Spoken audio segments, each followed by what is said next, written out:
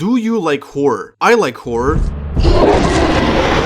I think there is something really unique when it comes to playing a game that invokes a sense of terror, either with atmosphere, psychologically messing with you, or just a classic good time jump scare. And while most of these games have remained single player, in the past few years there has been a rising genre of games that have taken over the industry completely. I like to call these games co-op extraction horror games. Basically Warframe but scary. That's a joke. They revolve around you and a group of friends surviving in a selected setting, doing your objectives and at the end, either escaping or dying, while keeping the knowledge and in some cases items you obtained in the next round. While on the surface that doesn't seem very impressive, there's a tiny overlooked aspect that makes them amazing, and it all begins with Phasmophobia. Phasmophobia originally came out on September 4, 2020. Hey, that's the date Silksong comes out. It is a co-op horror game that revolves around you and your friends taking the role of ghost experts and identifying what type of ghost is possessing a house, with the name of the game quite literally being the fear of ghosts. Couldn't think of anything more original, huh? As you arrive at the destination with your truck, you will immediately notice that there are many tools at your disposal which you need to use to identify the ghost. One of these tools is the EMF detector, a little alarm thingy that notifies you if there is any paranormal activity in your area. Another is the spirit box, a strange instrument that allows you to practically talk to the ghost. There are also these dots, emitting a green light that detect when a ghost is walking through them. You get my point. All of these tools become your abilities to either investigate or protect yourself, because that is where the ghost behavior comes into play. The ghost can always mess around with you, turning off the lights in the house and forcing you to find a junction box to turn them back on, making bizarre sounds that can creep you out, opening and closing doors, and most importantly, initiating something called a hunt. Hunts are the most dangerous events you need to be ready for in the game. Once in a while, the ghost gets really angry and initiates an escape sequence, where if you get caught, you are dead. These hunts are, however, easy to defend against if you know what you are doing, as there are plenty of tools like the crucifix that completely negates hunts, and the incense burner which makes the ghost avoid getting close to you. But that's not all either, as you can also hide in empty closets to avoid being seen. You may think that this makes the game way too easy, however, identifying the ghost can genuinely stretch the length of the round to dozens of minutes. This is because not every ghost does the same thing. Some of them may appear on dots, some of them may appear on UV lights, others may write in books, it all depends on the type. This is what makes Phasmophobia so addicting to play. Reading the descriptions and observing the behavior of the ghost to deduce what type it is can be exhilarating, especially with the constant tension whether or not a hunt is about to begin and what you can do to survive when you're completely out of tools to defend yourself. This is especially true in harder modes, where the ghost only leaves like 2 bizarre clues as to what type it is, making these deductions gruelingly difficult with tensions rising, as you need to initiate hunts yourself and study them to even have a chance at a successful identification. This is where I want to talk about that hidden tiny aspect of this game alluded to prior, the comedy. Comedy in gaming is a bit weird. Usually it comes in form of a funny and witty dialogue line or some weird moment that makes you laugh. And it is almost impossible to recreate in horror games, because they would obviously kill the atmosphere the game is trying to give. This is where multiplayer games come into play. Games where you and your friends can do whatever the fuck you want and have a blast laughing about it. Take this one moment where I'm doing sidesteps and taking camera shots of the ghost to try to aggravate it. It feels like that cringy Saitama scene where he's showing off. My friend and I were both laughing in the voice chat due to how funny it looks and feels in game, especially with the basic movement engine Phasmophobia has. It is very unnatural, and that is what makes it hilarious to do. Phasmophobia may not be the greatest example of this concept, but it is definitely a good start, as it's the first game that really tried to do something with the concept of a co-op extraction horror game. Maybe, I'm not sure. It is quite an impressive game that is still very popular to this day, and it will pave way for another video game that came years after it, just like how you will pave the way for my future videos if you subscribe. The game made by the one and only Zeekers. A long time ago, way before the pandemic and way before all the stupid things happening today, Zeekers was known in the Roblox community as a developer, with classics such as The Silent Dark, Breach, and Contrast. The quality of these games is kinda questionable for today's standards, but considering that at the time Zeekers was a kid trying out game development, these Roblox games are genuinely impressive, and they got quite popular similar too. Quickly though, Zeekers would move on to Unity, making their own standalone games that they released on Steam. All of these projects, however, had one thing in common. They were all made with the intention of horror in mind. And with Zeekers' interesting and unique style, they were extremely charming despite being very niche and underground. On October 6th of 2020, Zeekers would make a Reddit post on the Phasmophobia subreddit, suggesting to the developers that they should take advantage of voice recognition by adding a walkie-talkie item. As you know if you play the game, Phasmophobia allows you to talk to your friends all the time in major distances by using a permanent invisible walkie-talkie, limiting that factor of isolation, as you're always able to call out to your friends and talk with them unless the ghost hunts, but that's off topic. This post would generally get a lot of backlash, that people thought that it kills the point of global chat, that they would all just head into Discord calls instead. The Zeekers fought against this claim, saying that communication inside of a video game is a very important game mechanic that should be utilized more. Some people regard this post as the origin point for Zeekers' magnum opus, and I fully agree with that. In 2022, Zeekers announced their new secret project, which they had been working on for 2 years prior, that will release in 2023, and we all know what that game was. Lethal Company is a game where you and your friends take the roles of these weird astronaut people working for a bizarre and shady company, tasked with collecting scraps from many different planets in hopes of meeting the quota that this company expects of you. This is basically the reason why I call these games extraction horror games. All of them revolve around you going somewhere, doing something there, and going back to your base. In Phasmophobia, it was a truck. In this game, it's your spaceship. Of course, the objective is not simple at all, as these planets contain native monsters running around ready to eat you at any given moment, completely ruining your progress. You also do not know when these monsters are going to appear due to the game's unique and oppressive atmosphere that utilizes film grain to the utmost, making the whole game give away a very isolated aesthetic that is complemented by the fact that it fully embraces proximity chat. Lethal Company, unlike Phasmophobia, does not allow you to speak to your teammates at all times, as you will only hear them if they are close to you. This is a genius mechanic, as you will constantly wonder if your teammates are actually alive and not eaten by monsters, struggling to collect these scraps and bring them back to your ship, yelling out for your friends to usually no reply. And of course, you can use the money you obtain to buy special items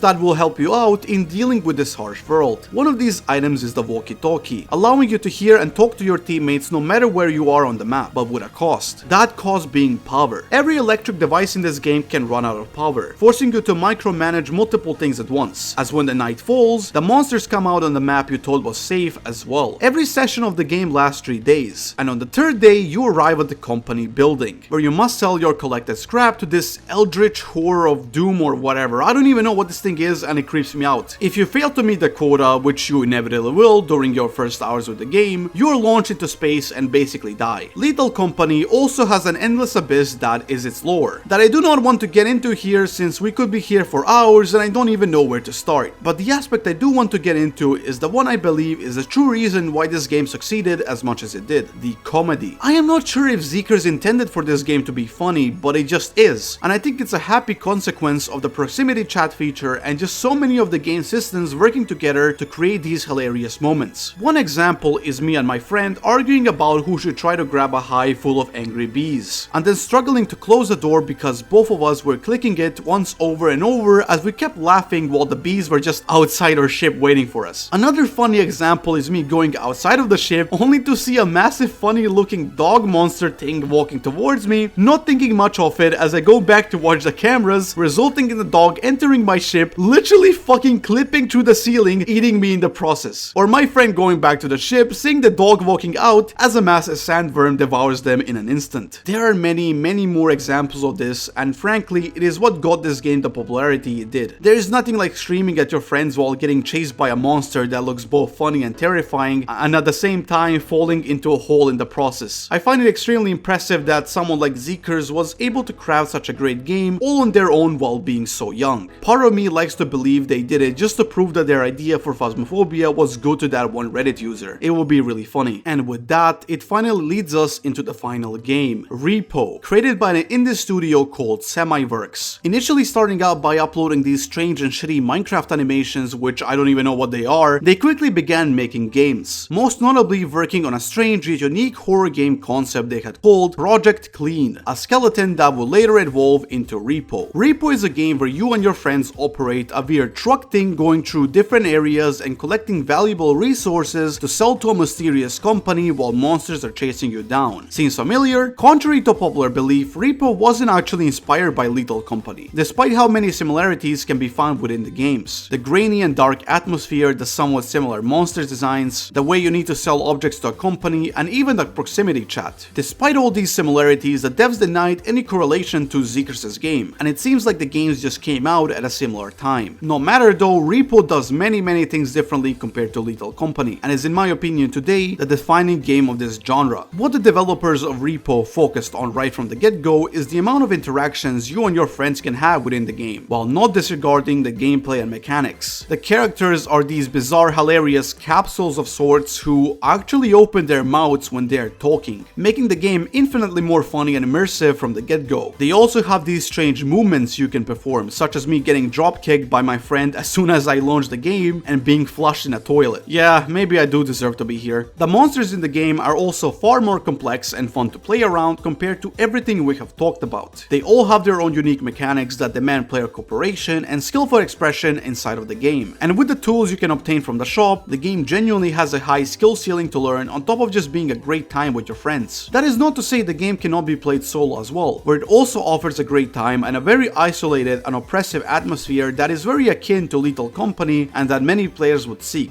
R.E.P.O is my favorite co-op extraction horror game. Despite how little time I've had with it, I can tell that the developers really poured their soul into making it as fun as it can be, and that is very respectable. It also offers way better post-launch support than Lethal Company because, let's be honest, Zekers alone cannot compete with a group of people, and that is fine. Both of these games do some things extraordinarily well, but I do believe R.E.P.O is the next step in these games. It feels like the culmination of everything these games learned over the years, and I urge you to try yourself if you haven't already. I would love to keep talking about it, but I genuinely cannot because I am on a 2-week deadline to finish this video due to Silksong. And if you're asking why I didn't work on this video before Silksong got announced, just shut up. Honestly, I do not find horror games that scary. Maybe it's just me and anything that is marketed as horror just doesn't hit well for me. But that's fine. I still love these games and I think they offer some of the best experiences you can have with your friends playing video games. All 3 of these games we talked about today started from nothing. All of them were made by indie developers seeking to show their creation to the world, hoping for people to enjoy these games and have fun within them. And yeah, with the way all 3 have blown up on the internet over the years, they deserve that success. Now I'll go back to rotting away while waiting for Silksong to release. Thanks for watching, remember to like, share, and have a good night.